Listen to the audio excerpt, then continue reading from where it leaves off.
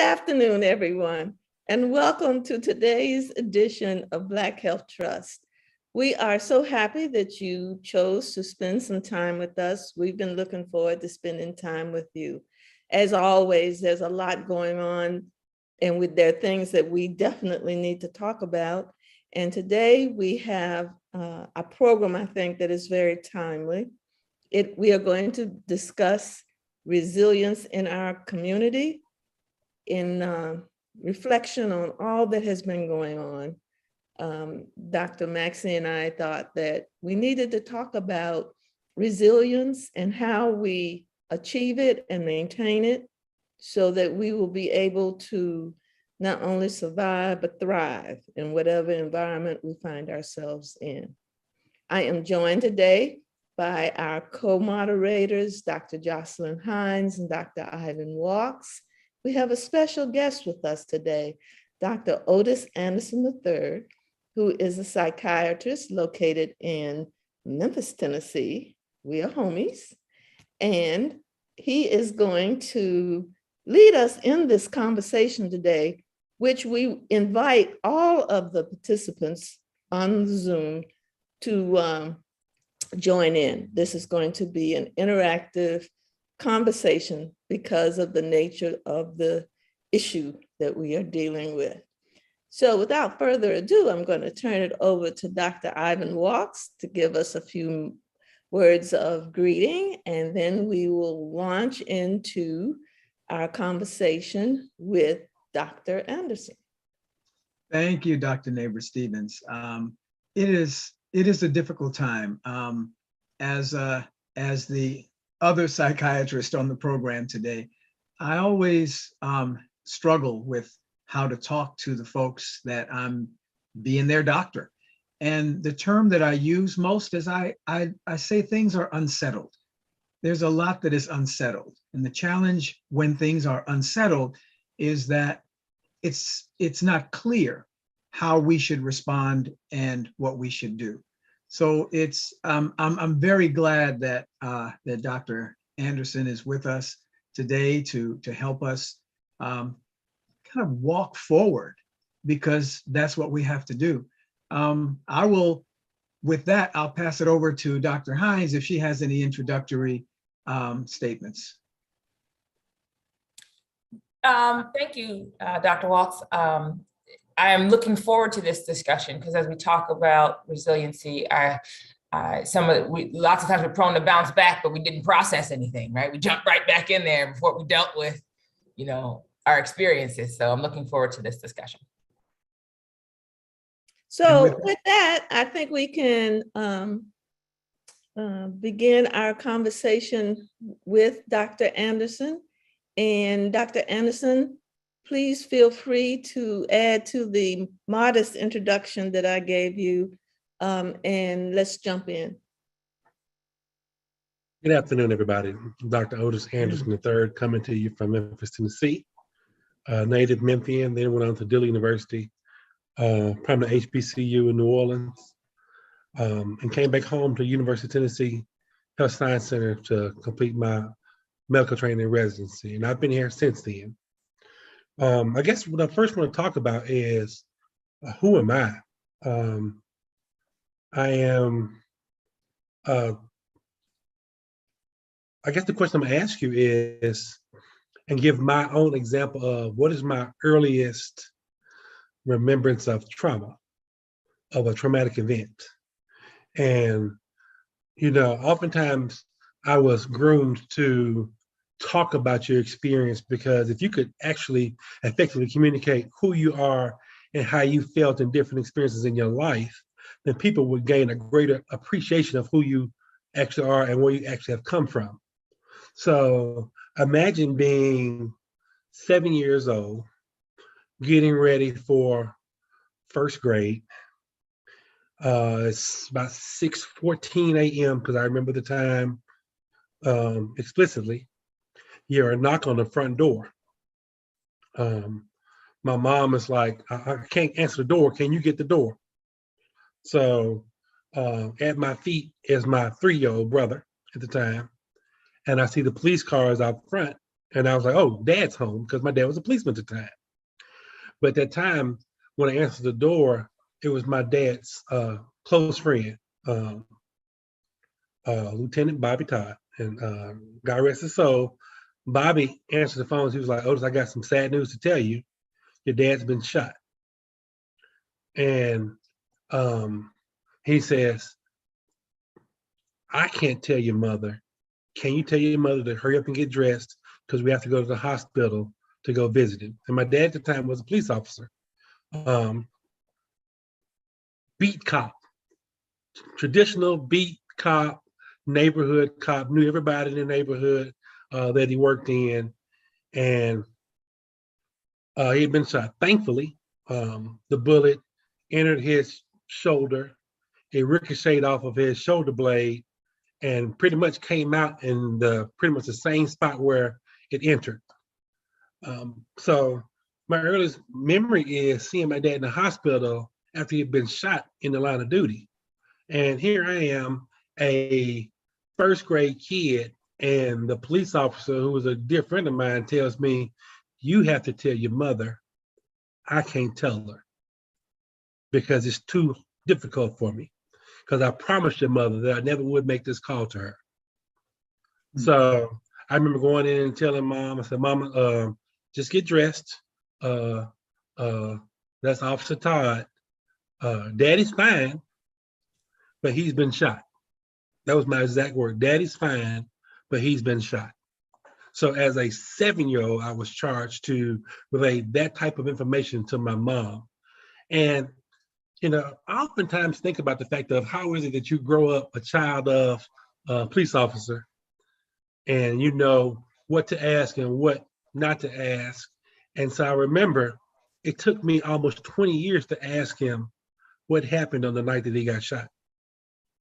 And so when I asked him, he chuckles, and I told him, I said, I'm thinking about going to psychiatry, because I think that's where I'm gonna have my greatest impact is on helping people to kind of communicate how they feel, but also how to deal with trauma. And he said, well, son, we should have had this conversation a long time ago, but I wanted you to ask me. And he said, it's funny you say psychiatry, because the person who shot me was a mental health client. I said, really? I said, what's his name? And he told me his name. And I was doing my psychiatric rotation. And by the blessings of God, I was treating that very same patient. The very same patient, which was my third patient that I had treated in my first ever mental health rotation, was the very same person who stopped my father almost 20 years ago to that day. And I learned of his identity. And then even then, it changed nothing about how I was going to see him, because at the end of the day, he was a person that was very mental health troubled. He had significant illness. And my dad said, I knew he had illness then. He was a young kid. And I noticed it was a very cold day that morning. He said, on that cold day, I noticed that this young man had on a bunch of clothes.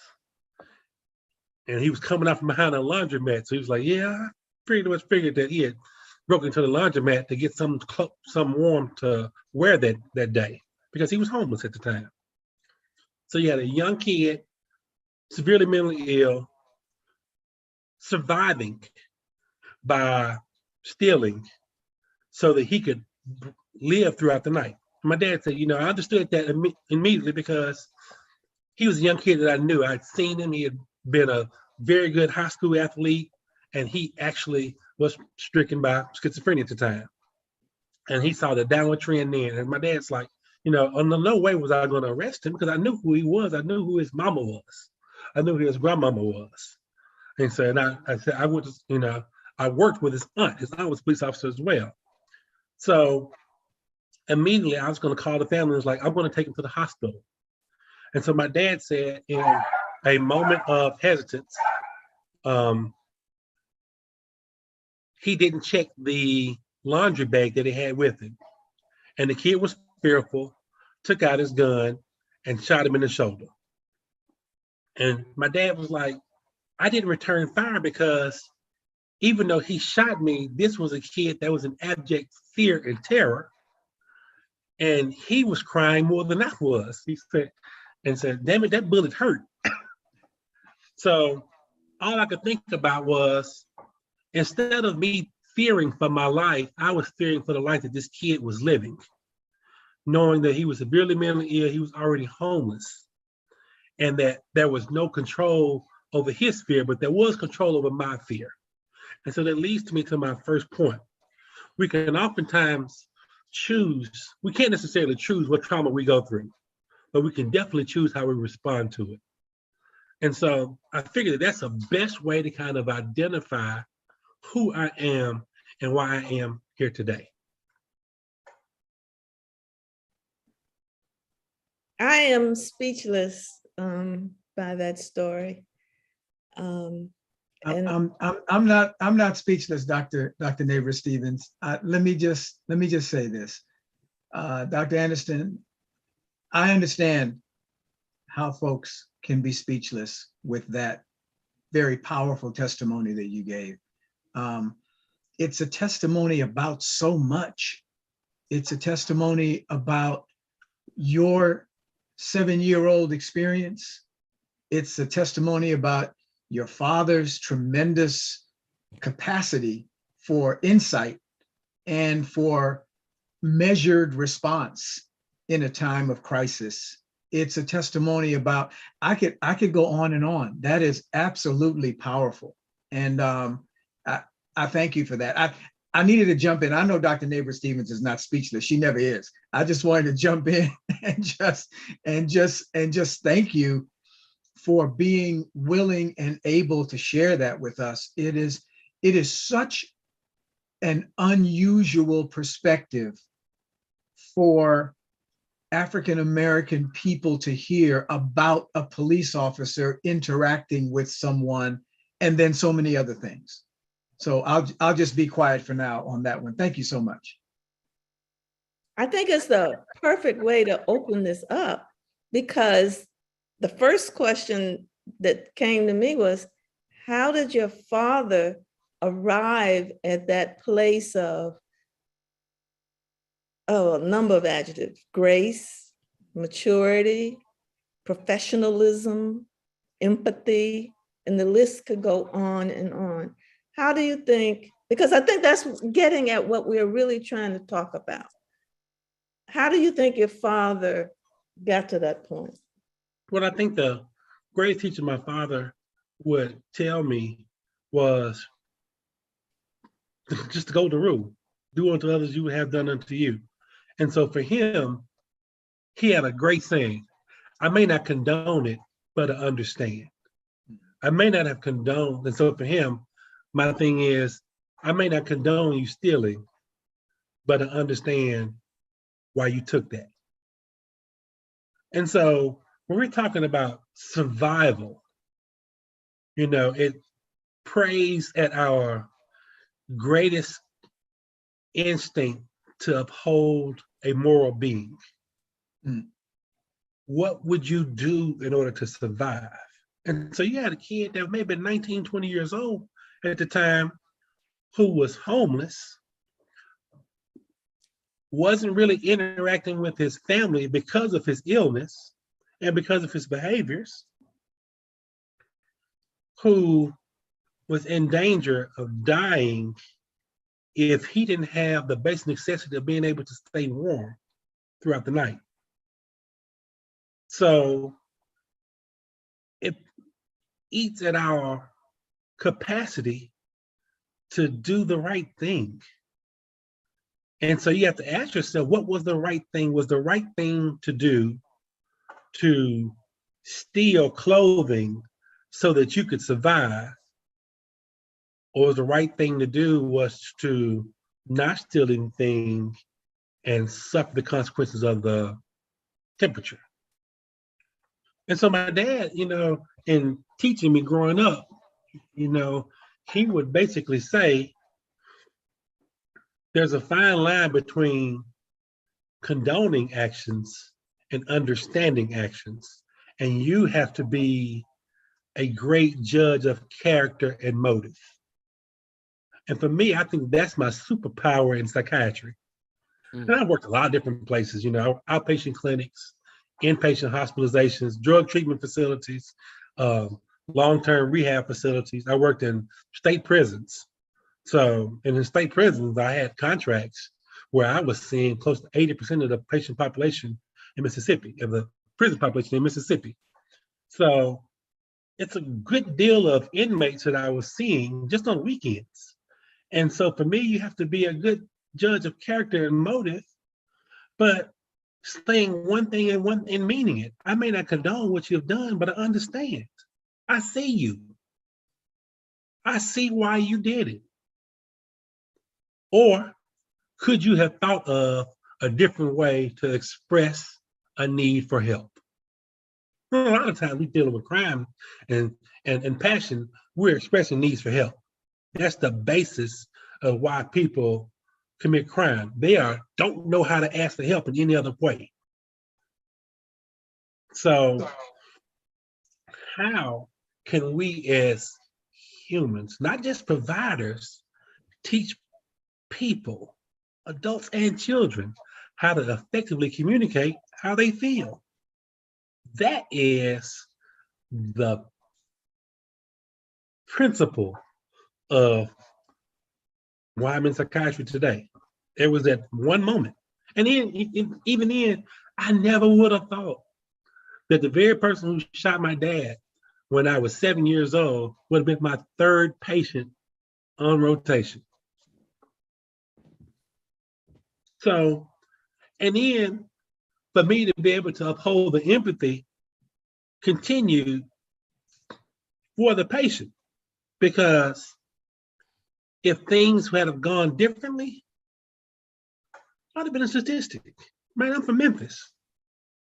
Growing up in a potential single parent household, you know, where we grew up, ain't no difference. I would have been a statistic. Knowing that even with the two-parent household, they used to laugh at me because my dad was like, you used to fight every day in the neighborhood. I said, Dad, I'm the biggest kid in the neighborhood, but I'm the youngest.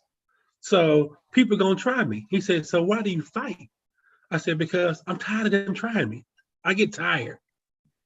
And so he taught me that there are other ways to express your displeasure with things without fighting. Pick up a sport. He said, athletes, they're revered. So I became very good at football and basketball growing up. And true enough, there's a fine line between your neighborhood athletes and gangs. The gangs often would leave them alone. I can remember being 15 years old, having my driver's permit, driving around in the neighborhood, and the local gang decided to jump me in the gang that day. And the leader stepped in and was like, wait, he's 15 years old. He hoops.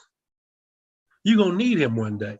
That's a story about that person as well. You know, I feel like my life has been carefully mixed and intertwined to where people are coming in and out of it in levels of trauma, throughout trauma, that has shown that their decisions has actually helped them out, you know, later on in life. And that very person, that very gang leader who stood up, I talked about in the movie, the documentary, Black Men in White Coats. I talked about this in that movie in itself. And that very person who stepped up and said, he hoops, we're gonna need him one day, was the very same person that I was on the ER rotation that came in that actually had been shot 9 times and was suffering a stroke.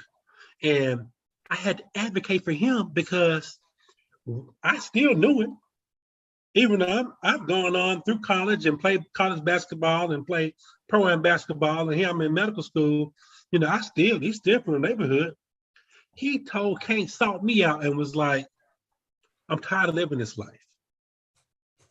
And I was like, he's like, so how do I get out of it? And so I'm like, well, what's one thing that you can change? He said, well, I can't smoke marijuana and I can't drink. I said, well, then if you feel like you can control that, then control that part of your life. And true enough, he had been sober for 3 months and got shot. And so the issue that you have is being an advocate for somebody who was an advocate for you. The ER attending and one of the chief residents was like, this is another gang banger. This is probably a drug deal gone wrong. He's probably high and drunk when this happens. And I said, I know this person. I'm willing to bet you your words and make you eat your words that there is nothing in this drug system. And so knowing the tenacity of this person, I was willing to advocate for him and vouch for him that day because I knew the fact that he was at that day was ready to change his life. And so why wouldn't I help him? Because guess what? He saw a path for me back when I was 15 years old that could have led me down the wrong path. So enough, Dr. his UDS was clean. So Dr. Anderson, one of the and by the way, Dr. Maxey has been listening intently for the last several minutes. Welcome, Dr. Maxey. Thank you, Dr. Dr. Neighbor. I just wanted to say, Dr. Anderson, that what I'm hearing from you, so often we think about resilience, which is our topic today, and you're so beautifully introducing and getting into it with us. What I'm hearing from you is that sometimes resilience isn't just about me being resilient. Resilience is a community thing. Amen. It's that gang member helping you to be resilient through your youth, and then you helping that gang member to be resilient in your professional space. So I love that. So many times we talk about, well, you be resilient. Maybe people ought to say, y'all be resilient. Maybe it's a community thing that we can learn to do. I don't know. Well, Doctor, let me first apologize for being late. I was so engrossed in putting together a few slides as I usually do before this. I got engaged in Harriet Tubman, and my alarm did not sound for me to get on. But what you're saying is that you as a physician have embraced being an advocate for the communities that you care for. And many of us just see ourselves doing a service, but we forget the advocacy part. I know Dr. Jordan says a lot, everyone should have a primary care physician and hopefully a physician of color, because we can more successfully advocate our patient's position. Everybody is not just an addict, everybody is not just a criminal, but they're human beings that we have met in our life at different stages. And I am inspired by your approach. I wish you could teach every police department in the United States to advocate like this, like you do. But as Dr. Walk says, resilience should be a community thing. When Dr. Neighbor Stevens and I were talking, we initially started out saying things like, how do we handle all this fear? How do we handle the depression? How do we handle suicide? I raised the point that the doctor who got killed in Tulsa was an NMA member, a Black orthopedic doctor. And I have a lot of drug seekers who come through my door, and I often put them out. So I was wondering, should I have a shotgun? But your approach is one that I think we should really expand on. And it's very spiritual behind it. I can feel that very, very much so. And I admire you and respect you for that. How can we expand your thoughts to make our communities safer and make us more resilient as a group by becoming advocates for the people that we commune with? It goes back to my saying you have to do the right thing. Do the right thing when there is no equal recrimination for both sides. So let me give you an example.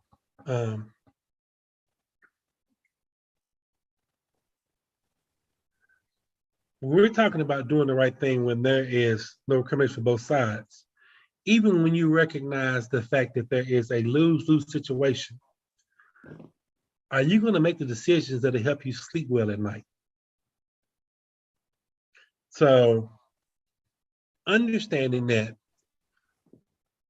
in the community, in the media, we're portrayed as and my group GHP refers to this all the time as the manic super thug. That's a news portrayal about how we're betrayed, amongst our race, as the aggressive, as the violent, as the person that is the least thoughtful amongst the races. But we understand that that's not the truth. And so I'm a husband, I'm a father, and the greatest amount of words that my wife gives to my daughters is hold on to what you know is true. And so in that teaching, that no matter, it goes back to sticks and stones break my bones, but words never hurt me. And so, yes, people can create a narrative that you know is false, but the truth will eventually come out. And it may not come out when you want it to. It may not always come out when you need it to, but guess what? The truth will be revealed. And I'm a strong religious advocate. And my wife has a shirt that says, God don't play about me. So let your spiritual, presence fight your battles. Sometimes your spiritual presence is intimidating in itself. You have to think about it. I'm 6'6", over 350 plus pounds. I've always been a physical presence. And so for me, I can't be my true self without knowing that somebody can immediately, unostensibly be intimidated by my presence alone, my physical presence. But you know what? It goes back to TikTok videos, but my personality is what shines through with a lot of people. And people will be quick to say, that violent person you may have seen growing up, that person who followed all the time, I'm probably the biggest teddy bear you could ever meet. Kids love me. White, black, Latino, they all love me because they see me as their gentle giant. People wrote in my high school yearbook, oh, green giant, because our colors was green and white for me. So your personality, your presence is who you truly are. That narrative is easily navigated. It's easily manipulated. We know that, just growing up here in America, seeing the news cycles. You could have a 18-year-old child go in and shoot up a school, and guess what? Because he's a different race, or shoot up a church, he's a different race, he's listed as an 18-year-old child. But you have somebody that's gunned down, and by police presence, he's instantly an 18-year-old man, young man. Come on now. Those are the subtle things that are given to us that we don't have to necessarily take. Yeah. At some point, we got to do a better job of evoking who we truly are. We have to be able to bleed that type of presence. We're all children. Let me ask a question, if I may. Yes, sir. From the other side, I am fearful for my grandchildren being targeted in their schools. I'm fearful for myself being targeted in my office. I know people who are fearful from random occurrence of death at a shopping center or a supermarket or a movie. We came through slavery, we came through Jim Crow. How do we invoke those successes and that strength to be resilient in getting through these current crises?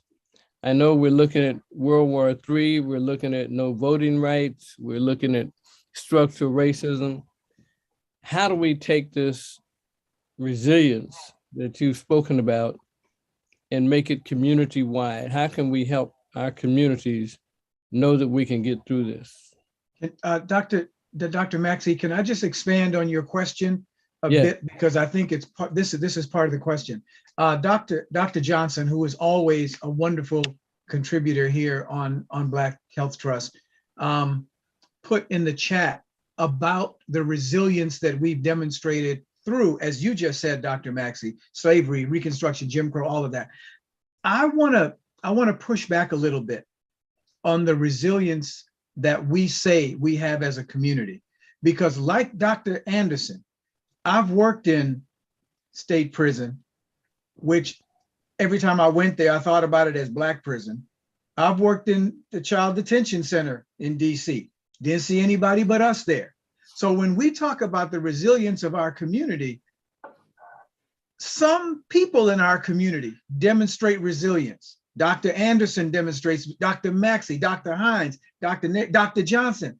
But I've met a lot of people that look like us that don't demonstrate resilience for generations in their family. They struggle. And so I don't think that it's a complete picture when we say our community has been resilient and then our community is so different with everything, with people in prison, with people getting sick, with diabetes, with whatever you want to talk about. As a community, as a people, we have not been immune to what's happened to us. We have not bounced back. So I'm sorry to get on my soapbox about this, but if I hear one more person tell me that everything is fine because Barack Obama got elected, so racism must be over. No, it's not. And we have some challenges in our community. That was your APA that said that. Yes, it was. I used to be on the APA board, Dr. Anderson. I'm sorry, man. I did what I could. I did what I could.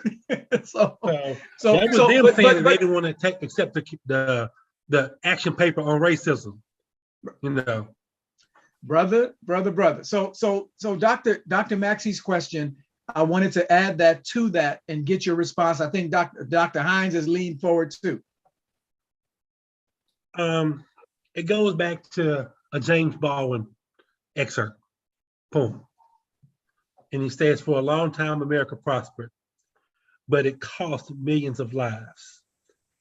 Is this the solution to what makes America great again? History is not the past, it's the present. We carry our history. And in us carrying our history, we carry racism, we carry Jim Crow, we carry slavery, you know, we carry redlining, we carry a war on our voting rights, we carry false narratives, you know, and I'm pointing to things that we know it affects. It affects our shoulders, it affects our minds. So in doing that and knowing that we carry our history each and every day because it's not in the past, it's the present, we also can force our own narratives. We can express our own beauty. We can communicate our own strength. You know, it's up to us to tell our own story. You know, that's why global health psychiatrists wrote the book Mind Matters, a research guide psychiatry for Black communities, because it was for us, from us, in ways that we understand, question and answer. And guess what? It wasn't no question that we wasn't afraid to ask in the book. Does it seem like some mental health disorders are falsely geared towards Black people? Yes, it does. Because others are given the narrative. That's why we, as Black mental health professional advocates of Black communities, also need to write our own stories. We need to write our own educational materials. We need to write our own pamphlets. We have to flood the communities with things that we write about ourselves. Because it ain't nothing but the truth. Because we done lived it. But guess what? If I expect somebody else to advocate for me that ain't never walked in my school and who has on their car an alarm that says, you are in the wrong neighborhood, then guess what? How can I expect that person to understand what it's like to live in that neighborhood? You know, how can I gain residence in a major metropolitan area who openly espout the things that are wrong with medicine, because guess what? They believe the false narratives of medicine. You know, how can I sit back, and I'm going to my wife's ordeal just last year that was mentioned in Forbes magazine. How can I sit back as a MD and her being a PhD and see the body language by an urgent care doc that says he thinks that we're drug seeking, and I'm telling them it's more than postnasal drip. It was a PE with a pulmonary infarction. That's what it was 3 days later. Wow. And so, but to hear him say, I can't take your pulse ox because your fingers are colored. Yeah, I see everybody faces like, so to hear that, not only to read about it, but to live it, right, to languish in people's biases and stereotypes, but recognize the fact that if I couldn't be an advocate for my own wife on that day, and she couldn't be an advocate for herself with professional preparation, with professional guidance, with professional purpose. Dr. Anderson, let me come at this a slightly different way.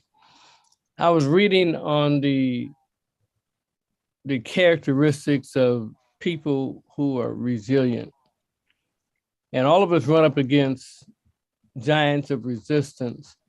And one of the characteristics I saw was that, one, you have to be realistic, and two, you can use people in your family and in your history and their successes to bolster your own resilience. For example, I have my mother's oldest sister was an AME Zion pastor. She was as strong as Red Devil Eye. So often when I may doubt myself and be concerned about myself being down, I think about the many things that she was successful at. I think about how she approached people who were against her and negative to her. How can we bolster some of the individual lapses of resilience we may have in these times of trouble? What advice, what techniques, what structures can we use to be resilient? And many of us are not always professionals. You know, some of us can't read and write. Some of us don't have MDs and PhDs. Is that an open question to everyone? It is. Because I want to say, although we have many people who are very bright and creative, the best way to teach is to see it, then do it.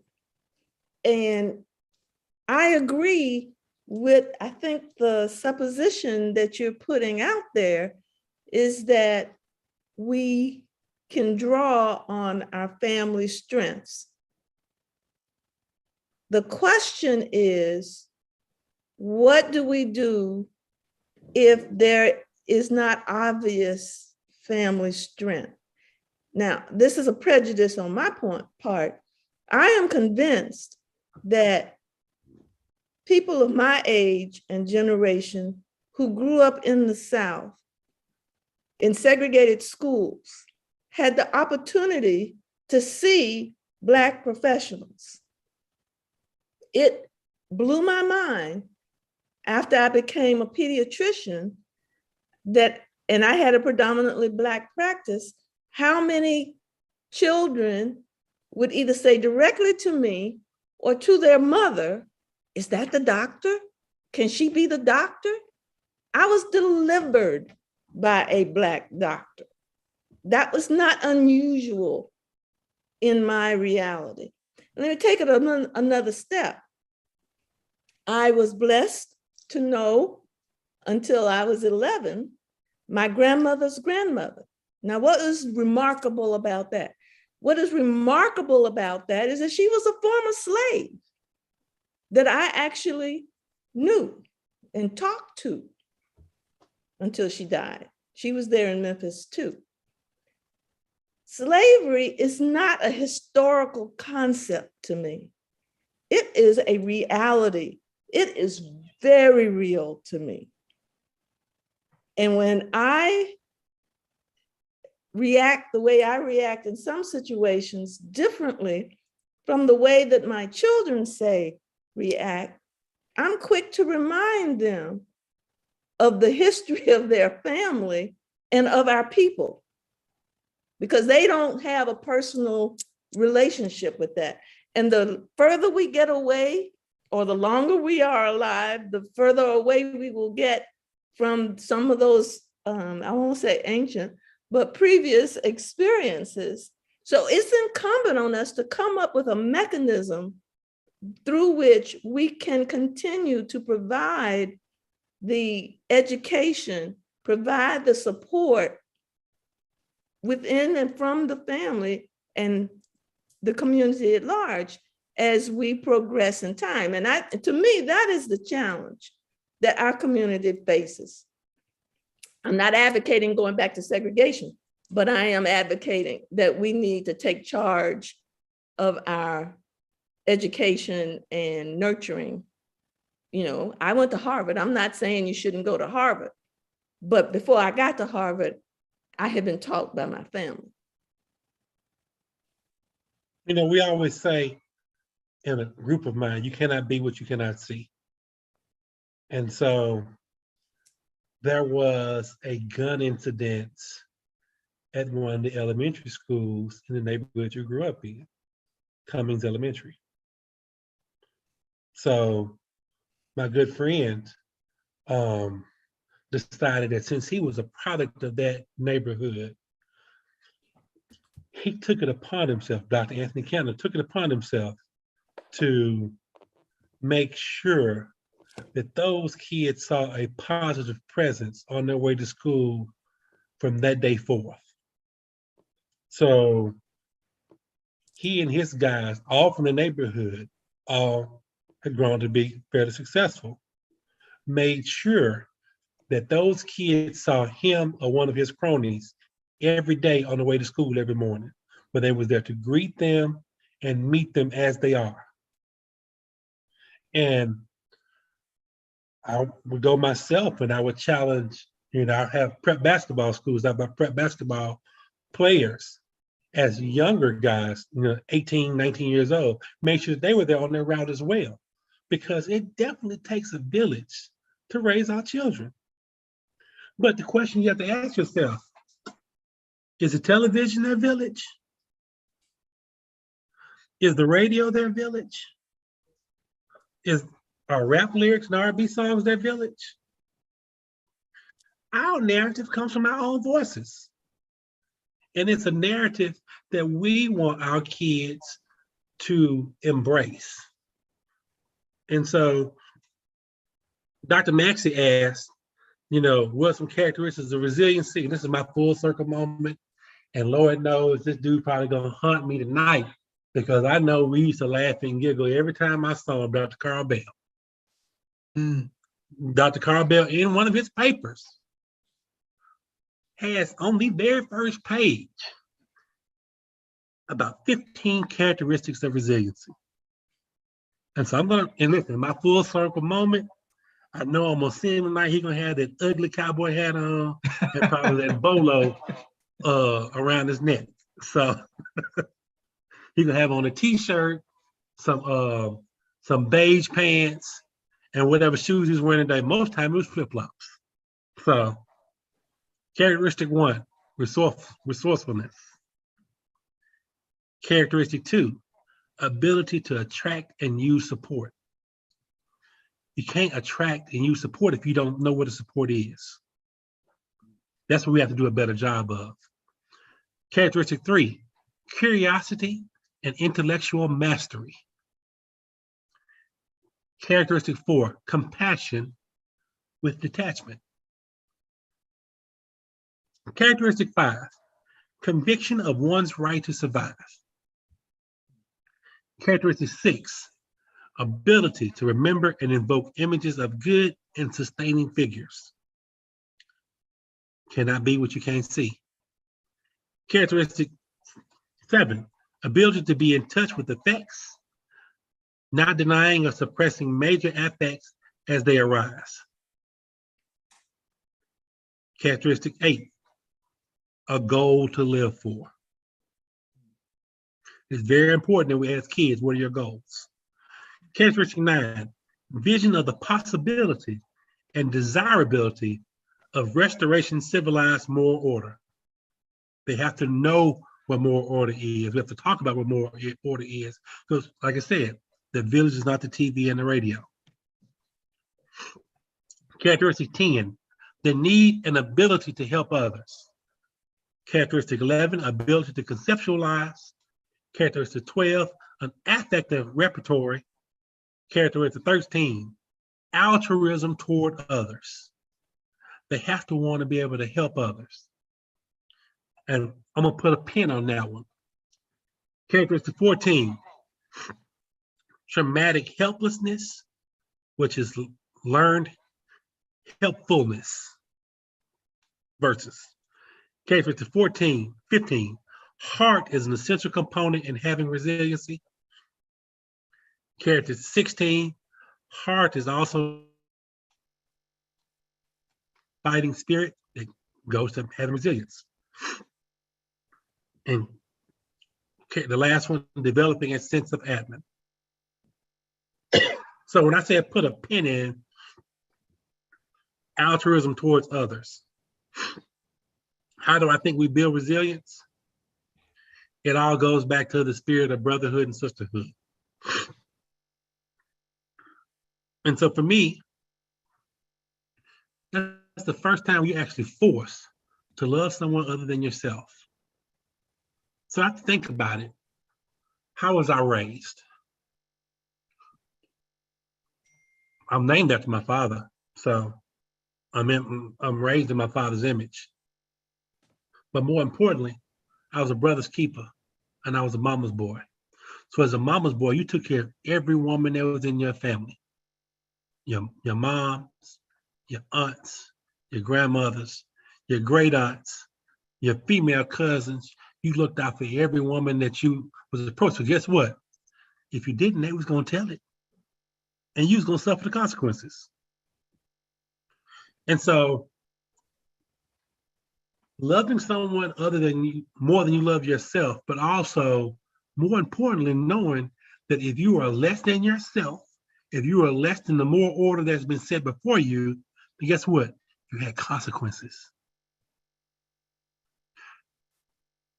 I feel like the character of the families that we're dealing with now are less than that, because we aren't teaching others the importance of brotherhood and sisterhood, but also more importantly, knowing that there are consequences for your behavior that's rendered out. But guess what? Somebody that's very close to you, if it ain't your mama and your daddy, it's your older siblings. If it ain't them, it's your neighbors. We don't necessarily carry that type of fear in us in this day. Because Lord knows, I had them nosy neighbors who couldn't wait to tell on you. They couldn't wait to tell on you when your mama and your daddy got home. So, but it was important. It was important because that's how you was able to maintain the character of the neighborhood that you grew up in. I wanted to just jump in here and I really appreciate that list of characteristics on resiliency, because it brings some depth to the definition of what resiliency is. Because I think too many of us, especially in our own community, think that it just means that you bounce back, right? Like nothing's holding you down, right? And we get stuck on the strength part of it, where, I keep going, but at the same time, I think, and I would say that I think that resiliency is an African-American value. It's like at our core of the things that we think that are important. But what I think is missing that we don't do quite as well is the expression of empathy and the expression of vulnerability, because I think we see that as a weakness, right? It gets viewed as weakness, and that leads to some of the deficits that you're seeing on how our community is somehow different. Because as you went through that whole list of all the traumas that we're carrying, right? And then I would say that we as a community wave it as a banner. Look what we're able to overcome, but we never really sit around and talk about, until I would say relatively recently, right? The costs of that on our individual selves, like in how you raise your kids. You can't give skills you don't have, right? Like you can't teach empathy and altruism and compassion if you can't figure that out. Like for lots of very valid reasons, people are angry. Like Black people have anger, right? And we've got some anger things. And some of that is because we haven't dealt with our traumas. We haven't dealt with our cultural traumas. We haven't dealt with our individual traumas. And it just sits there because we're strong, right? Because we persevered, because we pushed through. And that's the only image that we allow ourselves to have. And I just think that that list that you laid out is so much more encompassing of what the goal is. And as I was listening, I heard several things that I think as a community we do well. And then there were several things like, we got to work on that one. Like, we got to work on that one. There's something that he said that struck me, and that was the use of, we have to tell our own story. Right now is his story, and we're not telling the story. The story is the majority racist story, not our story. We don't tell our personal stories. We don't tell our community stories. We don't tell our family stories. And hearing you tell your family story is inspiring even to me. So I wish I was in your family. Maybe I am. You know? To your point, we don't even tell our stories just like you said, to our immediate relatives. How many people find out as adults that you've had similar traumas or experiences to your moms or to your grandmas that you never heard about? I remember my mom grew up in Mississippi. I remember asking her as a kid so many times, how could you not have stories around segregation or racism? But she never had any that I can recall. We went to Mississippi relatively recently, and for whatever reason, she decided to tell the grandkids some of her experiences. What I know now is, I suspect she couldn't deal with them any sooner than whenever she was ready to tell her own stories. And even though I was asking at 6, she wasn't ready to talk about it when I was 6. She was ready to talk about it when her grandkids were 6, right? And it's a beautiful thing, but it also made me more empathetic, because at the time I was angry. Like, how could you not have a story to tell? I want to learn. Like, I want to understand my history better. But as an adult, I can see that just people can't necessarily talk about some of their hurts and wounds and places of vulnerability at the same time. Dr. Anderson, as you spoke, and this is inspiring to me to hear you speak, and that word resilience and history, I recall some years ago, I hosted a dinner at my home for the author of a book called They Came Before Columbus. And in that book, he discussed how at a certain point off of the coast of Egypt and Mali, if you put a piece of wood in the water, it's coming to America.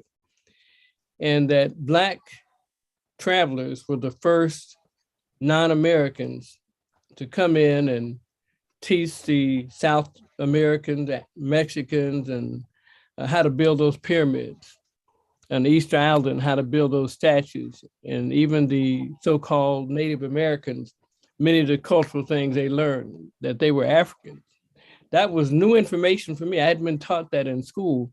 And we see now in places like Florida and Texas, they're denying the contributions of African Americans even to the history of this country, and they're snuffing it out. They don't want anything that's going to offend white people, but they will do things that take us down. How does that affect our outlook and our strength and resilience going forward? What should we do? I always go back to the meme that the very same people that were spitting and cursing at the Black students who were segregating colleges and elementary schools are the very same people who try to keep their grandkids from learning about the fact that they were cursing and spitting at the people that are segregated. So it's a control of the narrative. That's all. I mean, it's a reason why we had different versions of the Bible. I mean, King James definitely had a biased interest in his narrative of the Bible. And we understand that. We understand that tenets of Christianity have come from different religions of usually of African origin. We understand that. So it's important that we respect our roots.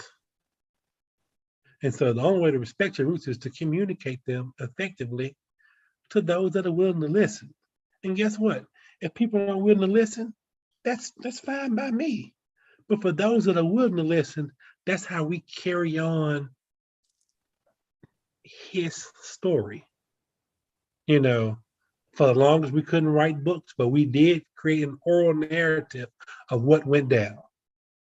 And you have to ask yourself and challenge yourself to tell somebody younger about you, about your experiences, because that is imparting wisdom. And I teach kids in my clinic that people learn in one or two different ways. They learn from wisdom, they learn from experience. Wisdom has a whole lot less bumps and bruises to it. That means that you are actually communicating to somebody else about what they went through and how they were able to navigate it. If you learn by experience, and guess what? You're more likely to repeat what somebody else has done. So we gotta effectively talk about what we've been through. That's been a disconnect between the civil rights era and what happened in the 70s and 80s, because I felt like in the 70s and 80s, people weren't willing to listen what happened in the 60s. We were kind of rebellious at the time. So, and now you got this new age just questioning narratives at a much higher rate. But are they questioning it to learn from our experience, or are they questioning because they just tired of dealing with it? It comes an experiment that was done, and the experiment had 5 animals, and it had a ladder and a treat at the top. And every time one of the animals would go up the ladder to get the treat, what they would do is they would hose down the other animals. And so every time somebody went up, they would hose down the other animals. And so then the other animals would, guess what they would do? They would fight the animal that was going up to get the treat. So every time, hose the animals down, they fight the other animal. And then what the researcher later did was he would turn around and he would switch an animal out that wasn't hosed. That animal would go up the ladder, the other animal get hosed, and guess what? They fight the other animal. Then pretty much what you would do was you would substitute the animal in, they would fight the other animal, nobody's getting treats. They fight the other animal, nobody's getting treats. Then what you would do, keep on substituting, but you stop hosing the animals, but guess what? They had learned to still fight the other animal. And so in telling this story is, without the proper oral history, you forget what you're fighting for in the first place. You're forgetting the fact that there is sustenance in having that type of curiosity to gain something better. But you also learn that, guess what? Some people are just willing to fight just because they've been taught to fight. So that's the wisdom that we can impart to each other today, is that the wisdom that there is sustenance in curiosity, there is sustenance in learning. But some people are so afraid of us learning about our narratives, then they're willing to just label it as critical race theory. And guess what? I'm so glad that my matters may not be as popular in Texas, because guess what? We probably will get that label. So Dr.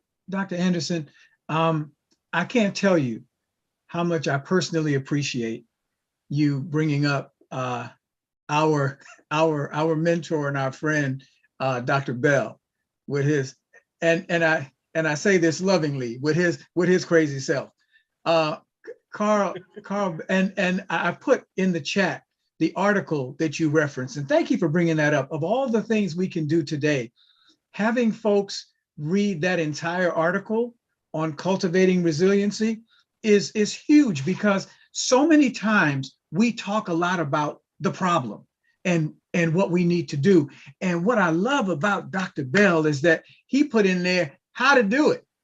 And so I would encourage everyone to make that mandatory reading, to go through that article. And there are going to be some things in there, because Carl, one of them big brain brothers, right? So there's some stuff in there that's going to be kind of hard to get your hands around, but ask somebody to walk through it with you if you need help with certain sections of it. But man, I can't think of a better text for us to have to learn from wisdom, as Dr. Anderson just said, than that Cultivating Resiliency by Dr. Bell. There's one other comment I want to make about this. And it goes back to what Dr. Hines said about people being ready to tell their story. Some of the stories are hard. There is a 15-minute documentary that is one of the hardest 15 minutes I ever spent. It's called Lynching Postcards. I don't know if anybody besides me has watched Lynching Postcards. I'm not recommending it because it is absolutely painful. What it's about is how when Black folks got lynched, they would take pictures and turn those pictures into postcards. And the purpose of those postcards in that community to do what Dr. Anderson was just talking about with keeping us in our place and what have you. But I would encourage you, if you've got the stomach for it, to look at that 15 minutes called Lynching Postcards. And again, talk with other folks that look like us about it. Let's get to understand why some of us are able to push through and get some measure of success in this world, and why some of us just can't get past some of the trauma that we experience. One of them, and I'll close my comments with this. I really do hope folks will jump in on this. I've told this story before many times. I'm in a Black barbershop. I'm a fourth-year medical student. I'm in there with my scrubs on, proud, because I'm getting ready to grad. I'm going to be a doctor. I'm going to be an MD. And a Black man in the barbershop explained to me in great detail, using examples. This was not an unintelligent brother. He was explaining to me why I should just give up, because the white man ain't going to let you be no doctor. That's what he was telling me as I'm in there getting all my barbershop props, right? There are many of us who have been beat down. This brother was beat down, and he was trying to help me. He was trying to help me not get beat down. There was no question that his heart was in the right place, that he was loving on me by trying to help me. I still remember him because it's so sad that that's what his life had taken. And he was probably in his 50s at the time, but he, like many of us in our community, have had life experiences that have taken us to a place where that whole opportunity for resilience is gone, but we're still impacting younger people. We still have kids, we still have grandkids. So that's why people like Carl Bell, people like Dr. Anderson, people like Dr. Lawson, other people like Ron Bailey, others who are doing research on how we can communicate best to encourage each other and teach each other. Oh man, it matters so much. It matters because that brother in the barbershop, I had to be resilient to get past how he was trying to help me, right? I'm sorry, I go off sometimes, but yeah, let me ask this. I want to open up the microphones in case people would like to ask questions and make comments regarding Dr. Anderson. I'd like to thank also Dr. Michelle Clark, who was kind enough to introduce us to Dr. Anderson. So Simon, can we see if we have any comments that people want to make verbally or ask Dr. Gibson has his hand up. Dr. Gibson, go ahead. I would like to thank Dr. Anderson for his very astute observations and for his brilliant recommendations. And it's like mother wit that he shared today.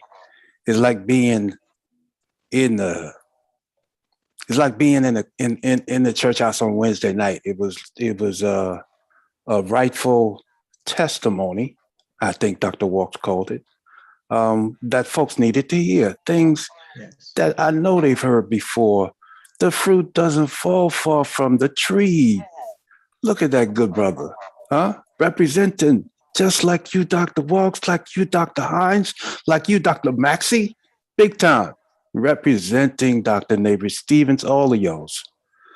It's an example, and this is how you can't be what you don't see.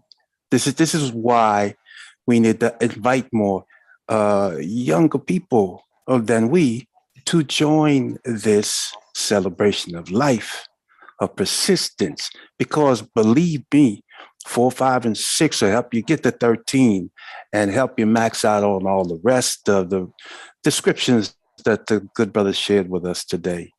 Thank you, Dr. Anderson. Thank you. I think I see Dr. Sherrod's hand up. Yes. Can we unmute Dr. Sherrod? Here we go. Yes, I wanted to commend Dr. Anderson on such a great presentation. I'm from the area, I'm close to Memphis, Tennessee. I'm from Mississippi also. And my cousin Rome actually was a physician there in Memphis, Tennessee. My question, I appreciate all of the recommendations and the things that you said. But my question is concerning when we as a people internalize the system to the point that we begin to do the same things to ourselves that is being done by the system to us. And, you know, the beating down, the not telling the story as it happened or not allowing others to tell the story. And a lot of this goes on in organizations. And so how do you approach, I mean, it's almost like you've been brain dirted, I guess, brainwashed, people say. And are you not aware of this, or is it something that you cannot control, or how do you deal with that? What's your approach to that? This comes from my experience of, we did a talk for the National Bar Association. And did a talk to two talks. I talked to the Black lawyers out of New York, right when they were ready to come out of COVID, when they were going to go back to the hospital. And so we had to actually give them more than a pep talk, but give them just a helpful ear. And we came up with these different topics on breakout sessions. The first one being, can you actually recognize healthy emotion? What is healthy emotion? Can you talk about your feelings in a healthy and natural way? Versus, can you recognize fear? And oftentimes fear is embedded in when you're combating being unprepared. So, can you recognize the fact that you're oftentimes projecting the wrong emotion? And I talk to the kids about this right here, as well as anger is a very complex emotion for kids to kind of understand, because oftentimes they portray it in a different way, whereas anger can come out as angst or anxiety. Anger can be reflected as sadness, but we carry those types of misconceptions into our adulthood as well. And when are you going to exercise self-care over someone else's feelings? My wife teaches a simple 3-word edict: know, comma, thank you. No sets a boundary. And thank you shows appreciation for you respecting the fact that I'm exercising self-care over your request. Did I learn that, baby? Dr. Anderson, Yes. I was looking forward to meeting your wife as a joint presentation day. Let her say hello to us. Hold on, let me see. Angela, you here? Angela, you've been, huh? Let me just jump in. Dr. Maxey. Dr. Maxey. No, come. Dr. Maxey, do not Yes. be trying to mess up that man's house by asking him to put his wife on camera without prior She's coming. request. She's on the phone. We're I heard her say no, thank you. We're conquering parenthood today. I got one child at basketball practice. She's on the phone, so we're conquering parenthood. Whereas normally, I know I'm the I carry the kids to practice in school, so that's what I do. Yeah, So we have Lawson Dr. with his hand Dr. raised. Lawson. Dr. Lawson. Dr. Lawson has his hand up. Yes. Yeah, I was want to again shout out to Dr. Anderson, also to thank him for not only bringing about his thoughts, but also the book that he helped put together with Dr. Napoleon Higgins, and to recognize that I think this shows that we've said and developed a lot of strategies for dealing with these problems. But the problem is not that we don't write them, we do write them, just that they're often in places that no one ever sees them. Carl Bell had over 200 publications, but often we talk about 2 or 3 that do get out in the world. We now have the kind of social media that Dr. Anderson is doing a great job of using.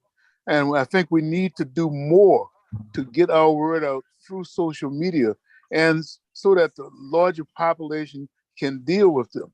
The reality is that we've solved these problems in the past. There's several excellent programs in the 60s, 70s that dealt with violence in the past. There's been programs dealing with drug abuse in the past. Historically, we've dealt with some of the health challenges that our community face. But just like a recent Gallup poll showed, right after the incident has occurred, these kinds of issues just disappear out of public consciousness. We need to develop a way to communicate our strategies that have worked, and to make sure that they have a sustaining process so that we can go on not only for ourselves, but also multi-generationally. Let me call on a couple of people to address Dr. Anderson. I see the former president of the Executive Leadership Council, and he led some of the. Dr. Maxey, hold on, yes. please. The other Dr. Anderson just leaned in. There you go. Oh, hello, Dr. Anderson.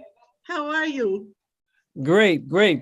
So good to see you and see the representation of your husband, Dr. Anderson. We'd love to hear a word from you, but appreciate you for not saying no thank you to me too hard. Well, I have another saying that also says, stay ready. So I guess this is an example of that.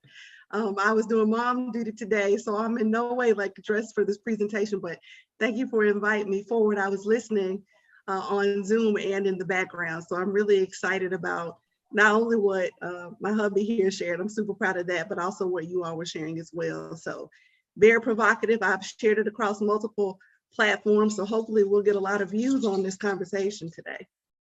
Well, thank you so much. Thank you so much. Absolutely. Good. I was about to get in trouble and call on Dr. Carl Brooks as the leader of a number of Fortune 500 Black executives who've had challenges with resiliency and in the workplace. In order to be a member of that group, you had to be no more than 3 levels below the chair of the board or CEO. Mr. Brooks? Dr. Maxey, this presentation today is blowing my mind. I'm taking notes like a little kid to capture everything that's being said. Dr. Anderson, I am so proud of being part of these bad brothers and sisters that are sharing such good information. This program is just taking it to a different level. I think that Our young kids don't have a feel for the future. We got to set the right examples. We got to do the right things. And when we don't know the answer, we got to get the answer. This is a very, very powerful meeting today. And thank God for Dr. Anderson and for everybody that's on that panel that is contributing to this. This is a brilliant program. Brooks, my wife says she's going to connect with you on LinkedIn. She's the U.S. Head of Diversity and Inclusion Operations and Strategies for Novartis. Hello. All right.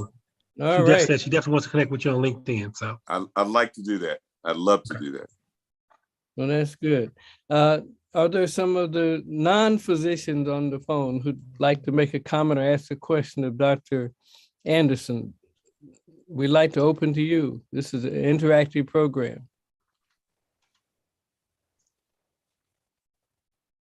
Anybody? I got to say something because, it's good when you're dealing with your mentors without them knowing they're your mentors. And the fact that you bring up their articles basically to piss people off. Because, one thing in my rebellious days in residency and fellowship and being a SAMHSA minority fellow whose job was to go off and deal with underserved communities and try to establish levels of care in those communities, is me quite defiantly telling my non-melanated attendings that the world of psychiatry is bigger than UT. And so I had somebody outright ask me in a journal presentation why I presented the journal by Dr. Lawson, Resilience and Addiction. Resilience to meet the challenge of addiction. And so they asked me quite angrily, why did you choose this article?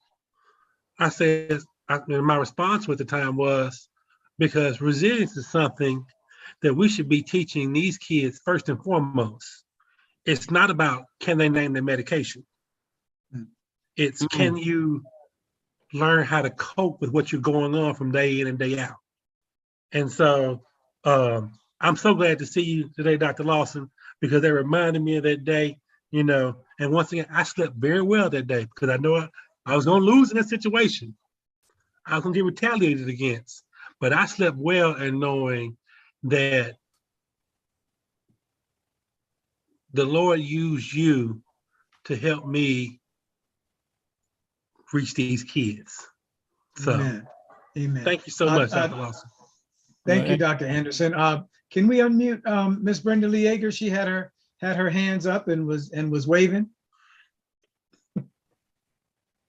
That's the Queen's wave. Go ahead. No, what I'd like to say today, it's just really blown my mind, Dr. Anderson. I'm a country girl from Alabama, and I'm an activist. I'm a singer-songwriter, storyteller. I am a storyteller, and I've always been telling stories. I go to around the country, singing, of course, but storytelling.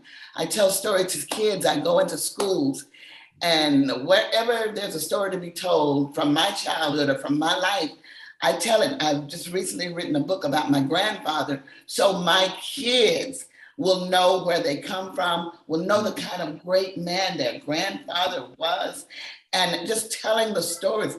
And I live in a complex now with kids. The kids come up to my doorstep now every day. Oh, what are we gonna do today? They're waiting for me now. But my goal is to inspire kids to know the power that they have within them, that they were born with this power. Nothing can take that power away, no matter who their parents are, where they came from. It's instilled in their DNA, this power.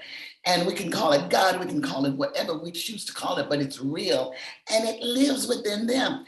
And when they turn to liking themselves, they like their neighbor. Then they go home and tell their mother, singing this little song, I just love being me. Then the mother sings the song. And then she talks to her girlfriends, oh, my daughter came home singing this little song. And it goes, I just love being me. Before you know it, the whole community is talking about self-love. And then it just goes on and on and on. And we've got a whole different perspective in the kids because they're learning to love themselves right where they are. That's beautiful. And you're gonna grace us at the end of this program with what you chose, but also if you'd add that to it, that would be great. Okay. I love being me. Oh, okay, sure. Oh yeah, oh yeah. Are there any other mics we need to open? I don't see any. Juliana Taylor has her hand up. Miss Taylor, go ahead. There we go. Yeah. Okay. Your presentation was just excellent, Dr. Anderson. What advice do you give to those of us who are in health professions? I'm on the education end, not the clinical end, in public and community health education for many years. Those of us who are dealing with different types of trauma in our lives, what advice would you give to those of us, especially again in health professions, dealing with our own traumas? Let's see. You have a choice in how you respond to trauma. Okay, I did hear you say that earlier. Okay. Once again, the adage to my wife: choose joy. Mm-hmm. You know, understand that trauma is not an individual thing. It's something that we each and all go through at some point in our lifetime. The advantage that you may have is the wisdom of understanding that your trauma doesn't always tell your story. Mm-hmm. It goes back to fellowship when I was working the child unit, and I had a girl come up to me and said she got accepted to college, full ride scholarship. She had 2 children. She had 2 children born from her father. Wow. And, you know, she was so happy in that day. And she taught me the fact that, you know, all I was seeing her, much like many other people, was I saw her for her illness instead of, unfortunately, seeing her for her humanity and her joy, for her possibility. Mm-hmm. And so she told me today, you know, my trauma isn't who I am. You know, my trauma doesn't tell my story. I'm telling my own story. And so I reiterate that the whole time of, you know, she chose joy in the moment because she recognized that her possibility of becoming, that's Michelle Obama reference, her possibility of becoming was greater than the despair of her past, the despair of her trauma. So recognize the fact that we can be so disparate by what we've been through, but where we're going is what God has given us. It's what God only knows. So I'm standing on those promises each and every day. Well, thank you. Yeah, I just know sometimes we're so busy educating others on how to deal with trauma that sometimes we're not quite sure how to deal with our own trauma. So the real Dr. Anderson wants to say something. Hold on. Oh, I have to be seen, but if you can hear my voice, I just want to say one of the things that I was today. Can't hear her. Would you invite her to come in? Okay, I'm sorry. I'll peek in. I'm sitting to the side. I was going to say I have something that's written on my desk that I look at each day, and it says you have a 100% track record of overcoming.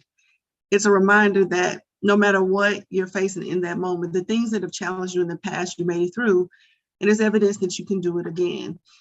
And so it's not always easy, right? And so you have to have that reminder to say, you know, I have a track record of resilience and overcoming, and this thing today will soon become the thing that's in the past that I look back on and say that I've navigated as well. So that's something that I use that's very helpful for me in those moments where it's difficult to find that strength. It's just a reminder that we've been here before. And so if I can get up each day and I can ask myself the question, is this the day that I give up? The answer to that question is no, then I still have a chance.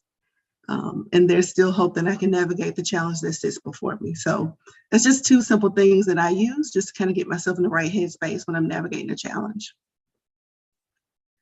Great.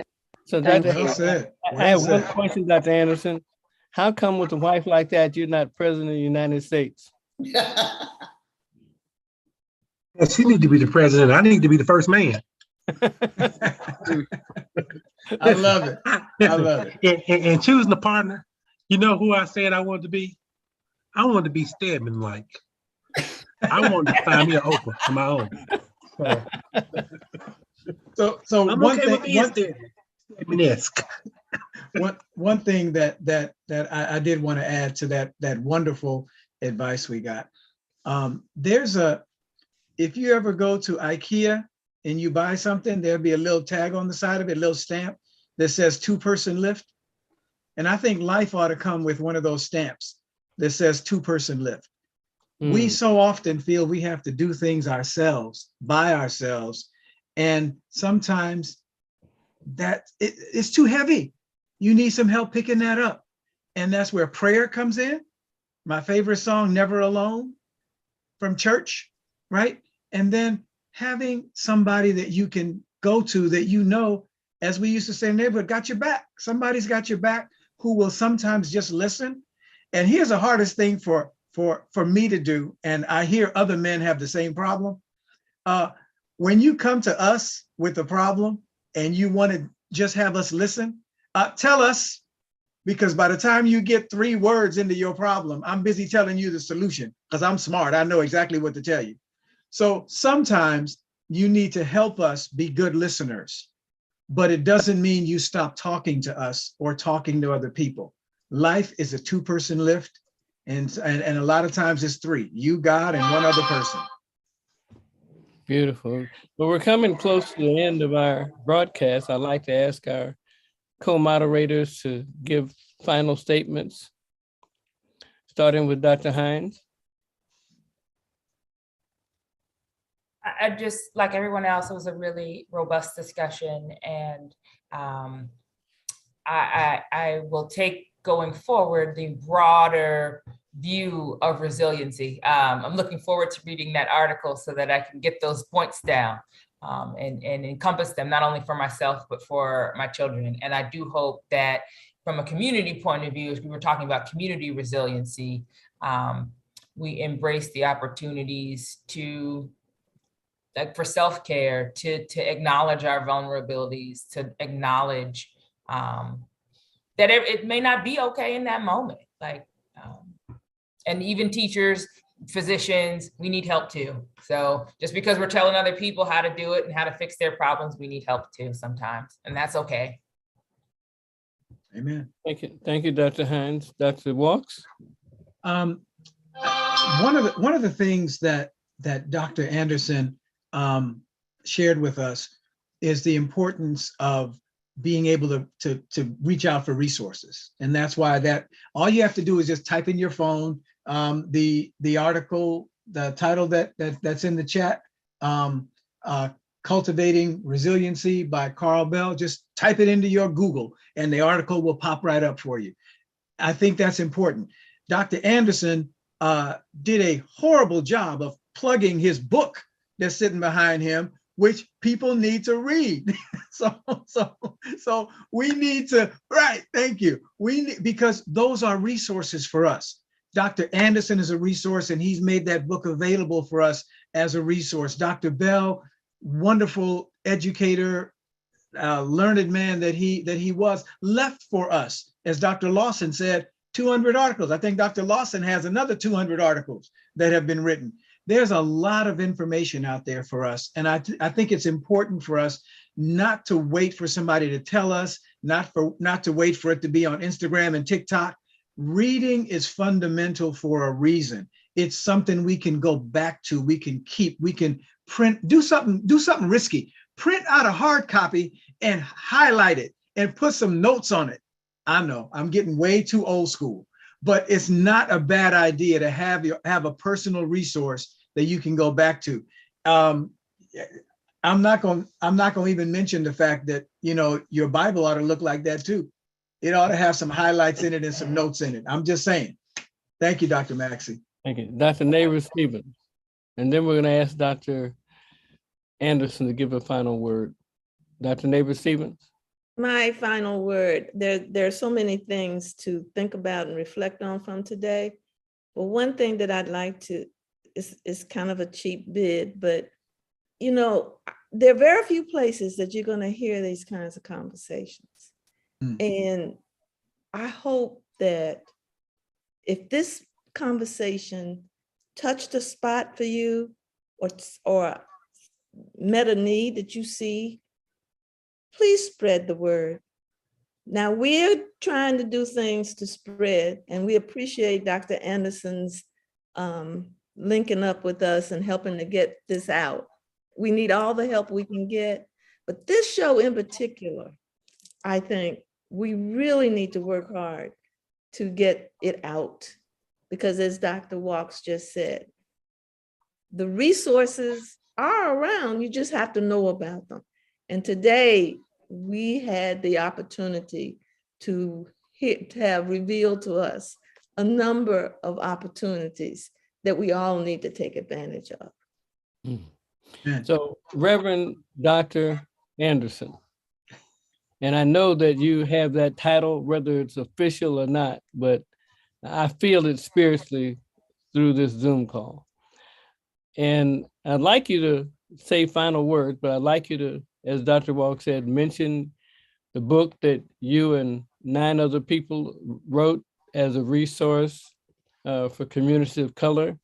And I have enjoyed so much your presentation, your aura, everything you brought to the table. We have to do this again. But thank you so much. Please grace us with a few words before we hear from Ms. Brindley Yeager. I laugh because my wife is a preparer. She likes to have the highest preparation. But there's no preparation when you're talking about yourself, your own experience.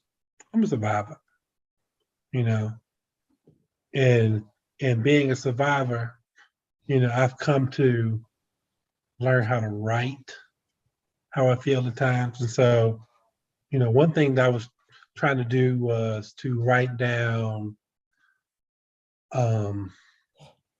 ways in which I could talk about different types of emotions. And so a little excerpt, I say, you know, what is anger? A punishment we give to ourselves for someone else's mistake. What is sadness? Sadness is emotional pain of time lost. And what is joy? It's a choice to maintain your own presence. So, of course, I have many more emotions to talk about to get back. You got to come back and give us the rest of them. That was fabulous. Yeah. But I mean, you know, when the spirit moves you, you put it down on paper. You know, my wife wrote an international bestseller just from understanding that God has called you to do something in that moment. So when she would have the feeling, she would get up and she would write. And so it wasn't much preparation to come in and talk about my own story. What you got to prepare for? So there's no preparation to talk about the people who have inspired you. You know, I got Dr. Bell, I got Dr. Lawson. Like I said, I couldn't wait to piss that woman off that day. I couldn't wait to. Listen, I had to. It was in me to let her know that other folks wrote brilliant papers about what we should be doing versus what we actually do. And so, and teaching resilience and being a product of resilience, you have to understand that if you can't talk about yourself, if you can't talk about your own past, if you can't prepare yourself for where you're going, then are you living? And so I choose joy. You know, I'm Stedman-esque. So, and so in doing that, I really enjoy the life I continue to lead at times. And it may not come with immediate gratification. You know, the long-lasting nature of me preparing my wife and my daughters and my daughter's kids, I'm working on it. I'm working on building and leaving a long-lasting legacy of Otis's. Even though I got girls, I just learned that there is a nature where guys will take on a woman's last name. So I know I'm gonna help her choose somebody that's gonna take on our last name. So I'm gonna do it. But I'm a daddy's girl. I'm a mama's boy. My brother's keeper. So I'm my daddy's child. I'm Otis III. And I enjoy being in those labels, but I'm going to freely talk about who I am, where I have been, and where I plan to go.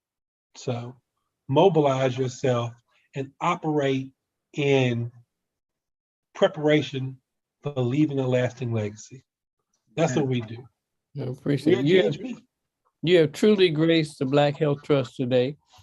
And I'm very proud to bring to the floor Ms. Brindley Yeager, who is one of the stalwarts. I met Brenda when I was a freshman in medical school. I tell my family that I knew her before I knew all of y'all, and now she's my sister-in-law.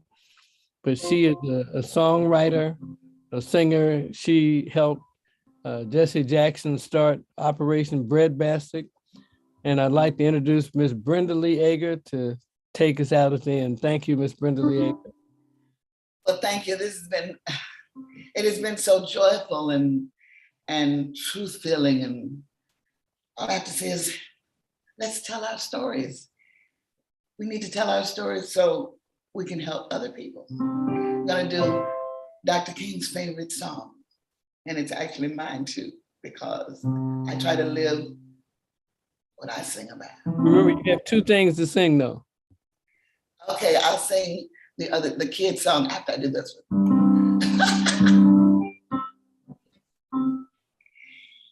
If I can help somebody, yes, I pass along.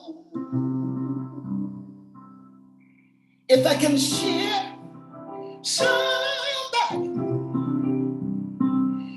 with a word or song, if I can show somebody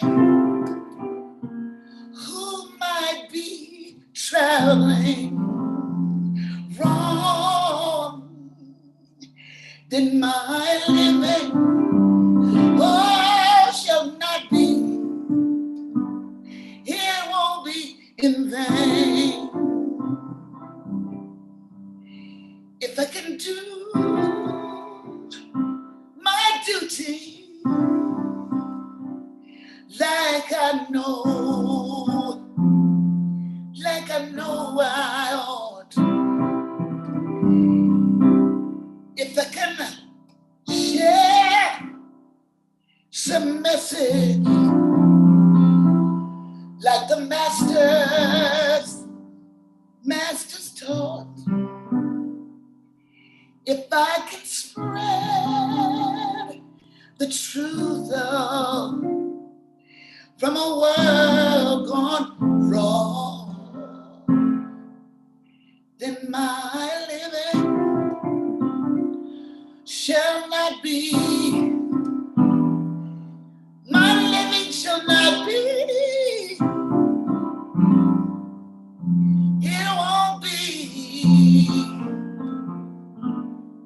it won't be in vain. Oh no, in vain.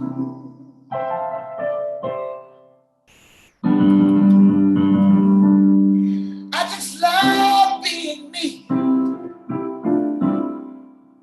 Yes, sirree. There ain't nobody else I'd rather be. From the top of my head to the sole of my feet, I just love being me. Here we go. I just love being me. Yes, sirree. There ain't nobody else I'd rather be.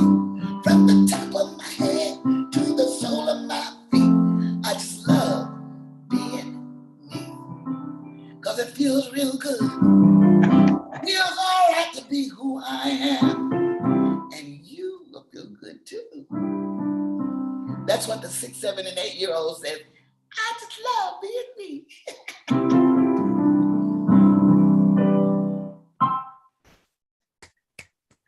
Amen. Because I Have a believe great day, everybody. everybody have a great day. Thank you, Dr. Anderson. Thank y'all for having me. You have a blessed day. Thank you, Simon. May the good Lord bless and keep you till we meet